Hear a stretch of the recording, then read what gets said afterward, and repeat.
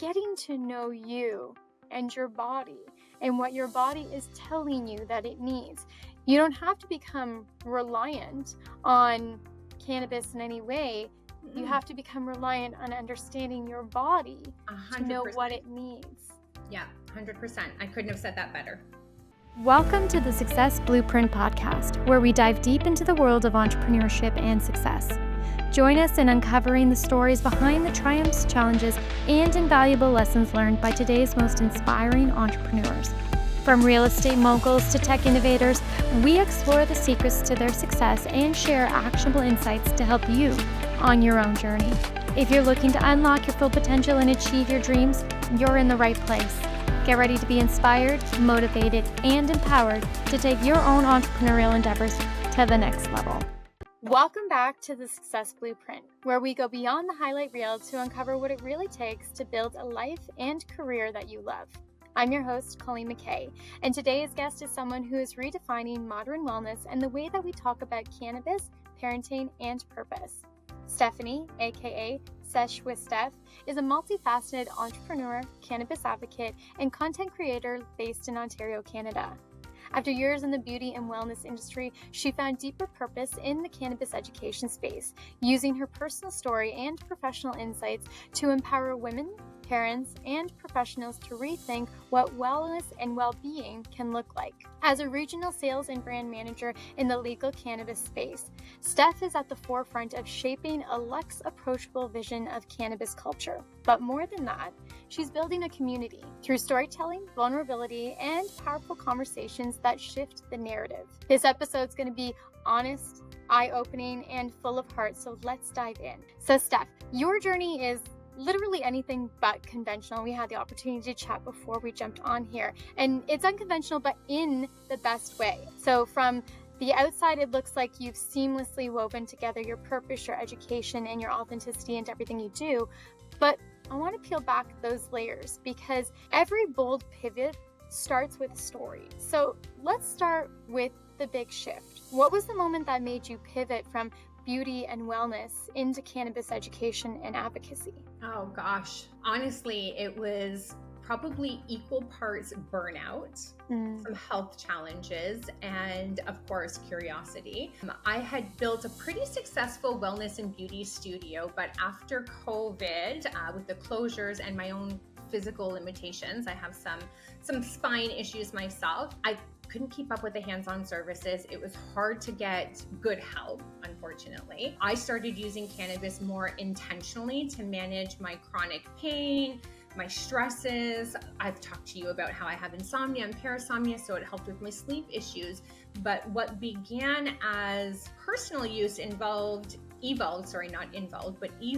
into passion more than anything, and then purpose, of course. I saw a huge gap in education, especially for women and parents who felt like cannabis didn't look like them. So the pivot really felt natural and necessary, to be honest with you. No, I think that that's great because when you do think about, cannabis culture previously, pre-legalization, I remember it being taboo. I remember my dad smoked. I knew he smoked, but I also remember it was like, ooh, like that's naughty. Meanwhile, I am very open with my cannabis consumption with my children because very similarly with alcohol, it really is a different world that we're in. And the more that people become 100%. comfortable, the more that it paves for conversations. Now, speaking about younger selves, I want to know your younger self, if she could see what you're doing right now, because you've been through a couple of different career areas. We talked about your policing background. So if your younger self could see what you are doing right now, what do you think would totally surprise her?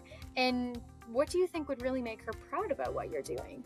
Honestly, it's funny that you asked this question because I feel like my younger self would probably laugh and say, what the heck? Like, you're working in weed? Like, But after the shock, I think she would be proud. I think she would delight in her. Yeah, I think what would delight her most is how open I've become now in my adult years and in the industry. I was always kind of a leader, but I always struggled with fear of judgment. I still struggle with fear of judgment. It's getting better, but it's difficult. Now I talk about cannabis and parenting, mental health, and all the things that I used to tiptoe around. So I think she'd see that I finally stopped playing small. There's a lot of strength in that too. And I know that sometimes that can come with age. I mean, I've stopped playing small the older that I've gotten as well. But I think that it's really cool to be able to reflect back on that and see the changes that have taken place as you've been growing, and know that she would be proud of you for those. I think so. And the personal aspect of not playing small anymore. Right, 100%. Now, with not playing small, I know how hard it can be to start over. I myself have done it, and it's a real grind. It's a challenge. So what fears came up for you when you changed your paths? Because they are topically, the beauty space is quite different from the wellness and cannabis educational space. So what were the fears that were coming up when you were changing those paths, and what actually helped you forge through and push forward? Good question. I think I still deal with fears on a daily basis, to be honest with you. It's just one of those things. Losing my identity, I think, was a big one for me. I had built something people recognized and respected in the beauty space, so leaving that behind felt like I was giving up a piece of myself. Then there's the stigma, right, about cannabis. It still makes people whisper, but the community helped. We have such an amazing community in this industry. It's such a great little family niche, I would say. Conversations online, supportive voices, of course, small moments of validation, like a DM from a mom saying, thank you for saying that. I've been afraid to, or, the kudos in the background. Those definitely help keep me going, for sure. I think that's awesome, because I get that. When you do get the silent supporters, one of the things I was chatting actually with somebody else the other day on a podcast. He is a local comedian, but he's actually also internationally known. And we were talking about the idea about how there are silent supporters in the background cheering you on. And by you showing people that you can do it, you are also showing them that they can do it. Of course. I mean, we are silent supporters, right? Mm-hmm. Of many other people that we know, that we follow, that we support. They might not know it. So we have to tell ourselves and remind ourselves we've got those too. That's something you said about the fear side of it. And so one of the things that I wanted to mention when you mentioned that was, I do believe strongly that, because you're still afraid, what I'm mentioning is how you said how you're still afraid sometimes. Mm-hmm. I think that if we are not a little bit afraid, we're not doing it right. We're not doing it big enough. We're not stretching ourselves far enough. Like, I know personally, I know I'm good at what I do, but I also know that each day when I am setting my intention, my goal, if I'm not a little bit nervous about, ooh, that's big, then it's not big enough. Now, obviously, I couldn't agree more. Yeah, we don't want it to be so big where we're like, okay, yeah, right. Like, that's not going to happen very soon. But I think that it's good to have that little bit of fear every day to keep pushing us. 100%. I agree. You break barriers more. Absolutely. Now, you have been somebody, because I followed you personally. That's how we got connected. I've been following you personally for, goodness, about a year and a half, I think. I'm not sure, but about there. And I had reached out to you personally, asking you for some direction and some advice as well. And so you have built serious trust online.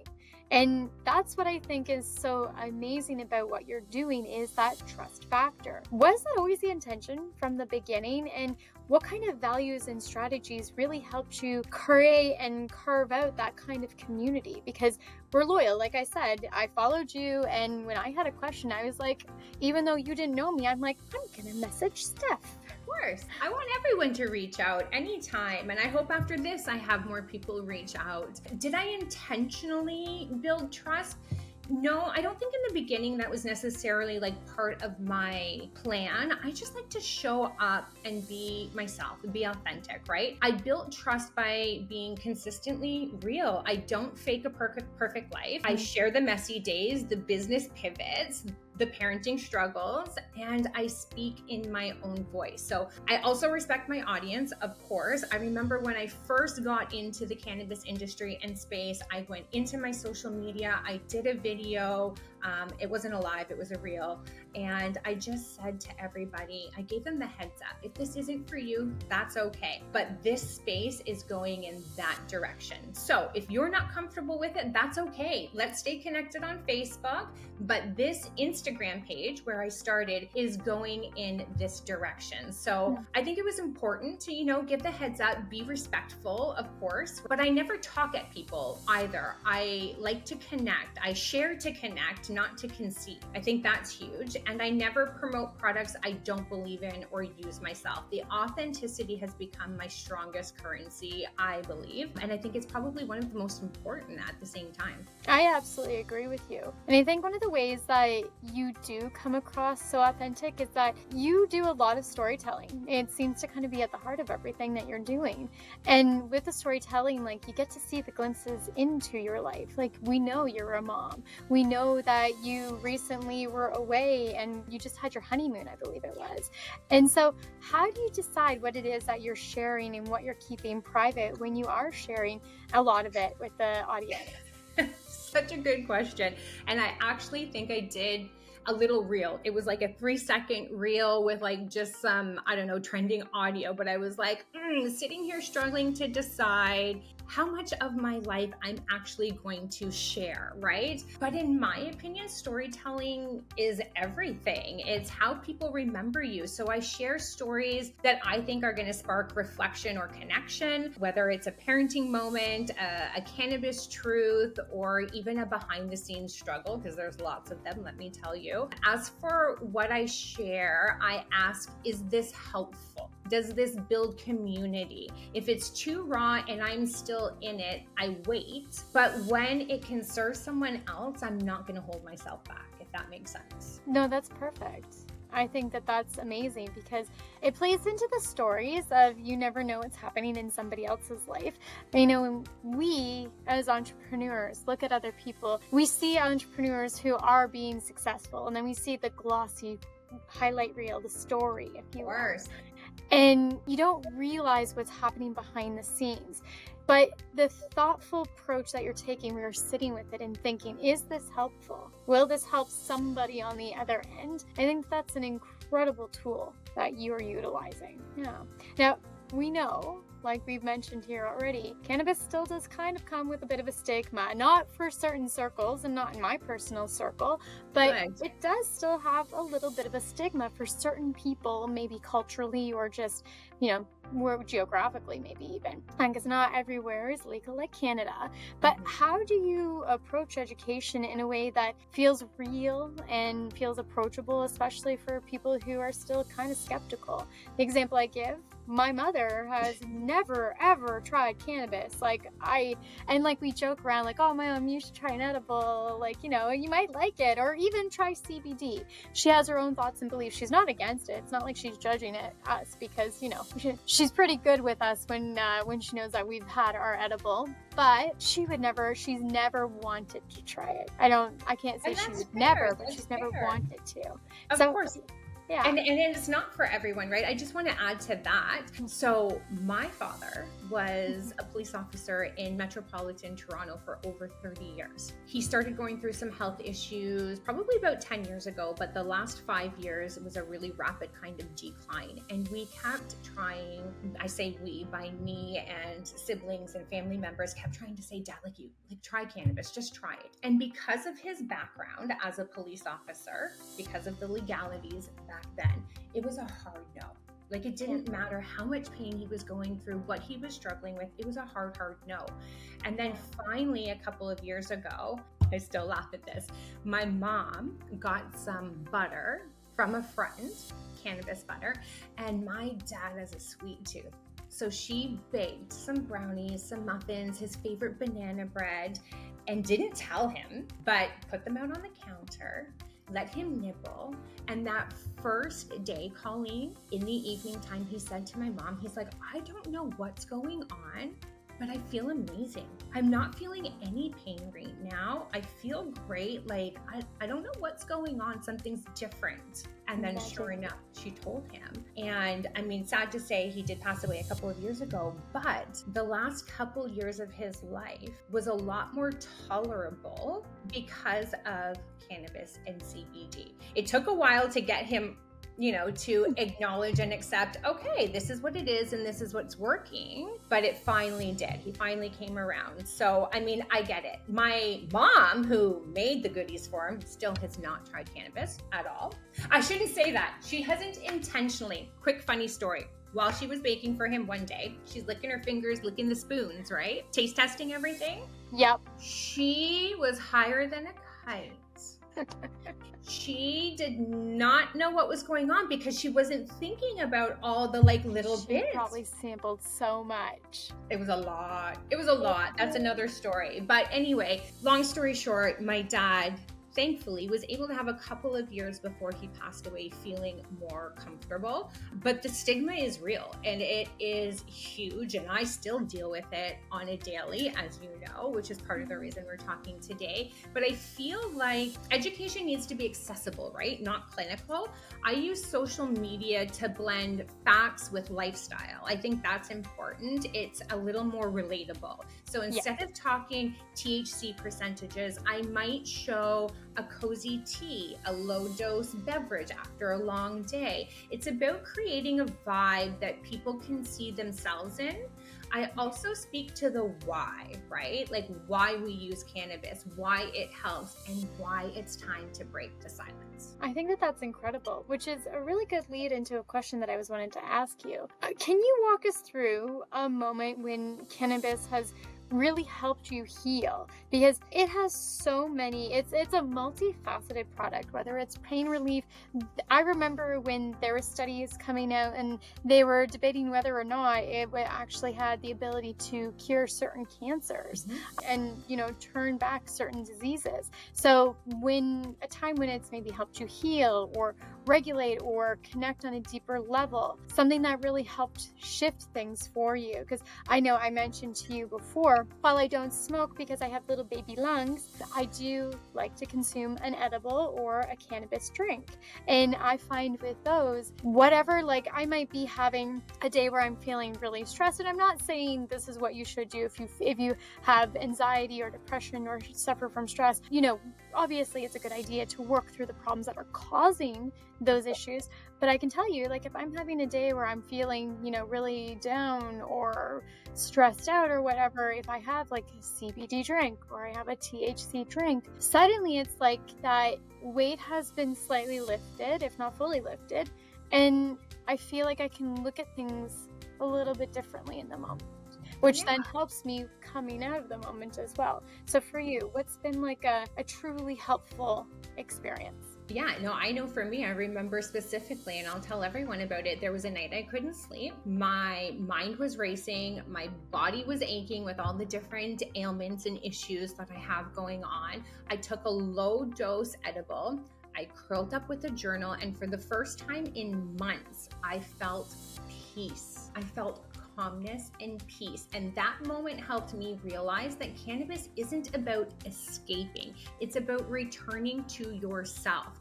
That's when I started to see it as a tool and not a crutch, if that makes sense. No, it does, because you have openly shared navigating ADHD and anxiety and PTSD, chronic pain, and and I'm going to say it incorrectly, parasomnia. Parasomnia. I was going to say parasinomia. Close. Making up medical terms. But yeah, so you've been very honest about navigating those things. So how do you structure your days to show up authentically, see, now I can't say any words, authentically without burning out? Yeah, it's hard, right? You've got to find that balance. And for me, I build in softness. My mornings to me are sacred. I love those first couple of hours in the morning before my daughter wakes up, before the dogs are really active. My mornings are sacred. I literally light a candle, I'll sip my tea, I check in with my body, I do some stretching, and I do all of that before checking in with my phone. I used to literally, as soon as I opened my eyes in the morning in bed, it was like, okay, I gotta catch up on what I missed last night while I was sleeping. It was insanity. Now I time block my work into focused sprints. I give myself grace when I can't do it all. Cannabis, movement, self-talk, it's all part of my self-care toolkit, right? Authenticity doesn't mean perfection. It just means I honor what I need each day. And each day that's going to be different. Some days I need a little more CBD. Some days I need a little more THC. Some days I don't need any of that. Sometimes I just need to sit with myself or go to Pilates, stretch my body. Like, it's different every day, but it's important to find that balance at the same time. And I think that's really important, because in your cannabis education, in your cannabis advocacy, what you just said is so important. So many people think that somebody who's in cannabis education or advocacy is going to be like, get high every day, smoke, and just be high and your life will be great. And that's not what you're saying at all. The fact that you just said, sometimes I need a little bit of this, sometimes I need a little bit of that, and then sometimes I don't need anything at all, and I just need to go to do yoga or Pilates and stretch. That's so important, because what it really means is getting to know you and your body and what your body is telling you that it needs. You don't have to become reliant on cannabis in any way. You have to become reliant on understanding your body 100%. to know what it needs. Yeah, 100%. I couldn't have said that better. Well, you can always borrow that. I'm happy to share it. But I think that that's what's such an important thing. And that I think that also helps to really break down that stigma. Definitely. Now, in being in the cannabis space, you've got to probably set up lots of boundaries, like whether it's conversations, I was sharing with you when we first chatted, I was at a friend's house, they were having a party, their kids were having a party, and literally, like, one of these kids came up to me. Now, this kid was older, but he was like, I don't know, maybe 18 or so. He comes up to me and he's like, hey, can I get an edible? And I was like, I'm not giving you an edible. Are you crazy? Like, first off, I don't care if you're doing that. That's your business. That's your parents' business. But, like, I am an adult and I am not giving an underage child an edible. Well, it's like alcohol, right? Yeah. Like, would you go and give them, a bottle of wine or a couple of beers? And exactly. No. Yeah. But in that world, because people understanding the business that you're in, I'm sure you've probably had to set up boundaries somewhere. And so what is, like, the most important, like, hard no that you've had to set in order to either protect your peace or to grow your business or protect you or your family? Oh, good question. I mean, it always comes down to my values, right? So saying no to opportunities that look good on paper but don't feel aligned, no. Hard no. And that includes declining any brand deals that weren't consistent with my values. Yeah. And personally, I've had to say no to people who don't respect my boundaries around time, energy, privacy, all the things. It's difficult, but again, it's important. It's just like with anything, you need to learn how to set boundaries with people in your space, in your life, in your industry. And it's no different here as well. So yeah, I mean, I try my best, I do my best, but for me, if it doesn't feel aligned with me and my goals, it's a hard no. That's smart. I think that's really good advice, because I think especially a lot of entrepreneurs who are starting off and in spaces that are not really carved out yet, because cannabis education and advocacy, it is still a very new type of job or career path. Yeah. So I think that so many people, especially when they're starting out, they might feel the pressure to bend their values, conform, say yes to things. And I think that's really important, how you have been able to say no and stay aligned with your values. Because I do think one of the things that I often tell people is there's another deal around the corner. Of course. The one that you say no to, there'll be something, and maybe better, maybe not as good financially speaking, but it's coming. 100%. It's like that old saying, right? When one door closes, another one opens. So there's always opportunity. And don't be afraid to say no. Don't be afraid to set the boundaries for yourself. It's important to you for sure. 100%. I think so too. Now, being a content creator, I think in any space, but a cannabis content creator too. When was it that you realized how vulnerability and not perfectionism would actually build the real connections? Because I know personally, when I started out, if you see my videos from before, I'd be like, I so badly just wanted to speak perfectly, perform perfectly. I thought that was how I was going to get the likes. But now, I mean, how many times in our conversation alone have I said like weird words or not been able to speak properly? Both of us. Right? So when did that kind of moment hit you when it was like, oh, the vulnerability is the way that I'm going to connect and build these relationships? Yeah, no, I mean, don't get me wrong. I think I still struggle with that. Like there are lots of times that I'm still looking for perfection. I don't know why. I think that's just something that's inbred in us as humans. I don't know where it comes from, but maybe not all of us, but a lot of us, right? So I do still struggle with that. But the first time I shared about using cannabis as a parent and received messages from women saying, thank you for normalizing this, that's when I realized that vulnerability really is leadership, right? Like people connect with truth, not polish. So the more open I became, the more my community grew and the more powerful I felt with the messages that I was trying to convey, breaking the stigma, all the things. So yeah. I love that. I know for me personally, when I'm talking to people, especially if I'm doing one-on-one coaching, I'm telling you all about my messy stuff that I've been through, because being honest and showing people, okay, well, yeah, I get where you feel you are because I've been there too. I know what it feels like to think that you failed or are failing because I've been there too. Being vulnerable enough to align yourself with the people who are seeking your support and your guidance, that creates a relationship that is long lasting. And to this day, I've only ever had one client that didn't work out well with. But I mean, that's a situational thing. Of the hundreds of people that I've worked with and helped, they appreciate that vulnerability side. Good. And of course, and that's the way it should be. That's what we want anyway. I think that's what most people want. No, I absolutely agree with you on that. Now, before we wrap up, I want to ask you another question because it's a really good reflective question. If everything was to disappear, your content, your platform, the products that you work with, what would still feel meaningful and worth doing about the work that you're putting into this world? Oh, what a good question. And let me tell you, I've had it all fall. Well, not all, but I've had a lot of it fall away. I've had my accounts completely shut down and deactivated because of being in the cannabis space and industry.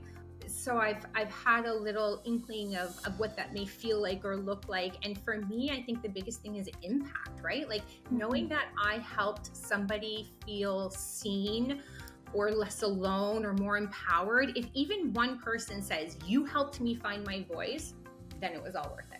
And I think that that's amazing because you have helped countless people probably feel their voice, especially the female population. I know that a lot of women don't feel like they have that permission to dabble or to publicly speak about the cannabis space.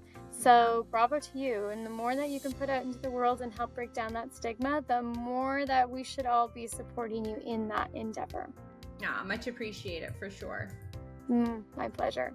Is there anything else that you'd like to talk about before we wrap up?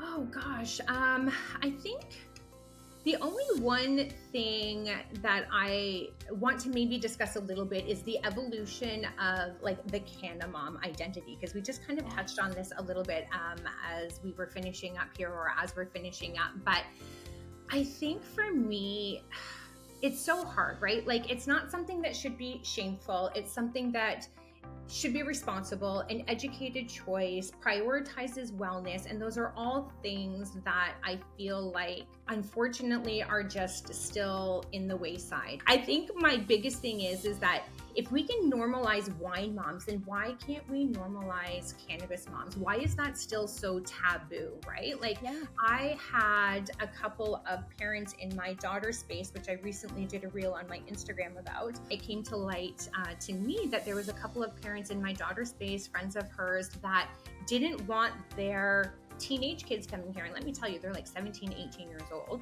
didn't want their kids coming to my home because they seen me smoking cannabis in my house. So I went on Instagram and did the reel, and did the thing to tell everyone, like, listen, this is not a party house. My house is very much a family home. This is my career. I don't smoke in my house all day, every day. I do it to film content to help break the stigma.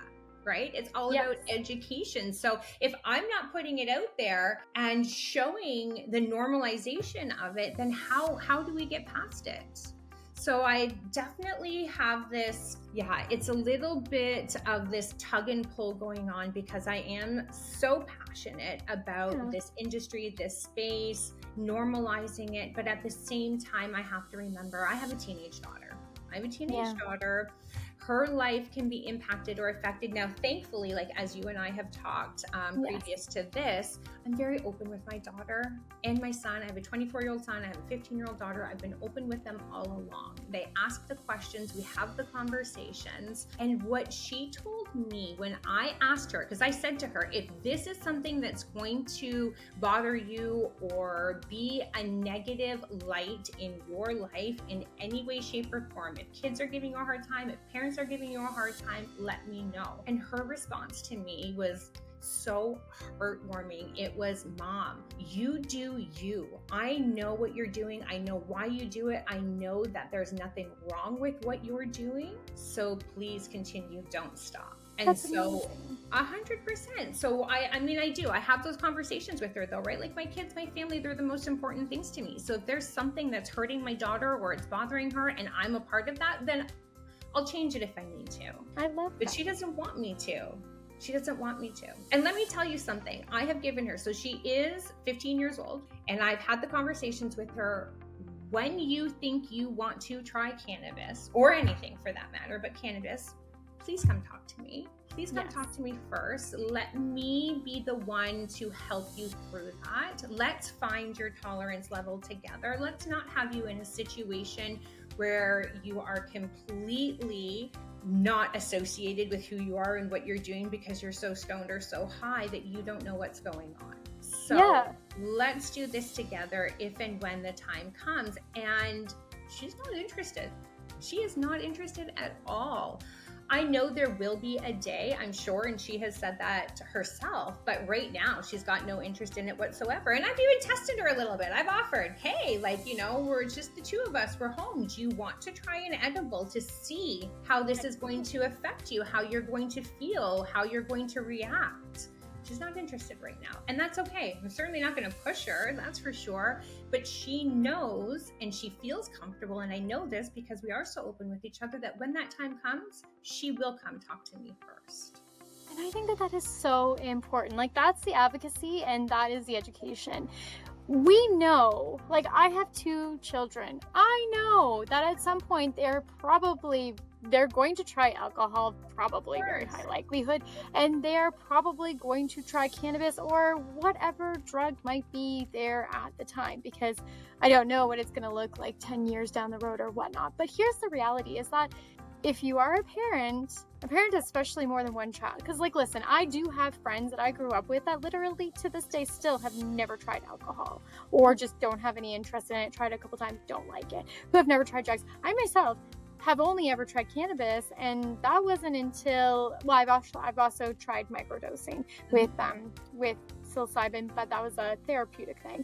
But I still to this day have never tried heavy drugs, and when I did try cannabis, I was in my 20s. I was actually a little bit older. And so I think that the more that you educate and you create the open conversation with especially youth, the more that you take that stigma away, the less that they're like, ooh, I'm going to do this kind of being bad. And the more that they're going to be like, okay, well, I have a safe atmosphere where I can have a safe conversation. And if I do want to try, I can try it safely. Like, that's the thing. Like, if my children are going to do something, I'm going to guide them, obviously, to make smart choices. But if they're going to do something, I want to be there to protect them if something doesn't go right. Yeah. And the other thing, and the other thing that I was going to say, and this is like just an opinion of mine, because as a coach, I obviously get to know people very well and take in a lot of information and talk with many, many, many different people. And here's the reality. In my experience, most times the people who are the most judgmental of something, they are the ones that are struggling the deepest and hiding something, whether it is a generational trauma, whether it is an opinion that was taught to them that they're struggling, challenging themselves, but they want to conform, whether it's an external influence that they are also working through, or whether they don't want to lose control because perhaps they've made bad decisions and they don't want people to know about bad decisions they made. Whatever the situation is, those who generally are judging the hardest, it may be valuable for them to actually reflect on, why do I have this strong opinion? What is guiding this strong opinion? Is this strong opinion even mine? Is it a foundation in fact? Or is it truly just opinion? Because we were talking before about not this topic, but we were talking about bullying. And one of the things that we are actively teaching our children is when somebody says something shitty about them, we say, is that fact or is that opinion? And almost always it's an opinion, because here you are presenting facts. There's so much research out there that does support the use of cannabis. And like, listen, yes, doctors do prescribe opiates and things that can be very damaging towards health. And yes, anyone in the comment section, they can come at me and be like, doctors get it wrong too. That's correct, they do. But for the most part, it took a lot for doctors to start introducing cannabis as a therapeutical remedy for people who are suffering from pain, anxiety, depression, and so forth. There's a lot of research behind it. So maybe if you're having some struggles yourself, check out Steph's page. Educate yourself. Yeah. Question your opinion and see what changes for you. Yeah. And honestly, like, shoot me a message, send me a DM. I'm happy to have the conversation. I really am. I'm so passionate about it. I think to begin with, like I said, there was that fear, right? There was the judgment. There was all the things that came along with getting into this industry and this space. But as I've gone down that whole education rabbit hole and become more passionate about it, I am happy to have those conversations. I think it's important to have those conversations. To be perfectly honest with you, I do get moms and adults, parents that message me or DM asking questions or giving praise or whatever, but I've had a lot of teenagers reaching out to me lately as well. And at first I didn't know what I wanted to do and how I was going to handle that, right? Because I certainly don't want to step on other parents' toes, you know, if they're having conversations with their kids at home. But at the same time, I started to realize some of these kids can't have these conversations with their parents, or their parents are those type of people that have these opinions, right? Yeah. So I'm almost starting to think, maybe it's the kids. Maybe it's the kids I need to try to get my voice to reach. I don't know. I'm stuck between trying to figure out, is it the adults and the parents, or is it the kids? Well, I think that you being just who you are, the advocate, the educator, the mom, and the parent of a teenager as well as an adult male son, I think that both markets will naturally migrate towards you. I don't think you have to delineate either way. True. I think that you just continue on that path of educating, informing, and entertaining a little bit with your media, because your audience is going to come to you. The people who are curious and want to learn, they're going to come to you to get the advice because you're a safe space. Whether that be soccer mom who doesn't want to admit she's doing it, a mom of two who responsibly consumes and prefers it over alcohol because she doesn't want a hangover, or a teenager who is thinking about trying something and doesn't want to go blackout at a party and lose control everybody benefits from knowledge and education. So that is true. I think Yeah, I think just keep doing what you're doing. And as people are coming in and asking for advice, being honest, open, and transparent with them, I think that's exactly the way to go.